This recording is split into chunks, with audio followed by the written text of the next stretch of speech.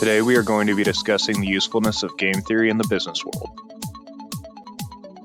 First, we must understand what a game is. A game is simply a theory that matches up all strategies involved to determine the possible outcomes. We use this tool to help determine which strategy reaps the largest benefit for us, and which strategy we need to employ to achieve it. Each game's complexity varies based on the number of decisions to be made and the number of options the player has to each of those decisions. Another factor that leads to an increase in complexity is the number of players in the game. This would be like if a company was debating breaking into a new market and how their competitors would then react.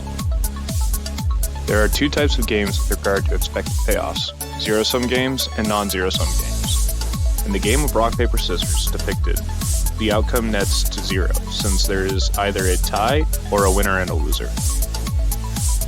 One of the most famous games is called The Prisoner's Dilemma. In this game, we pit two prisoners against one another in an effort to get them to confess. In this game, you can see that it is in both parties' best interest to lie. However, when in isolation, they are incentivized to confess, because then they have a chance of getting off scot-free if the other lies. This leads to both parties confessing and getting a sentencing of 8 years apiece.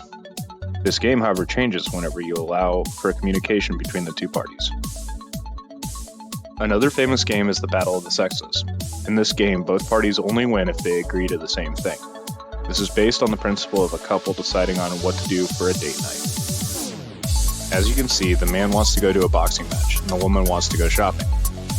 The only way to enjoy it, though, is to do it together.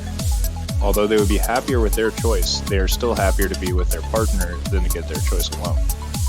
This is a game that shows the value in cooperation in industry.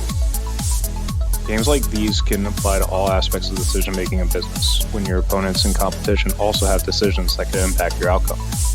One of the most practical applications of game theory in a market is in price setting. How can you maximize your profit while still remaining competitive with your competition? In this light, if you can understand the game you are playing, then you can gain advantages over the competition and dominate the market.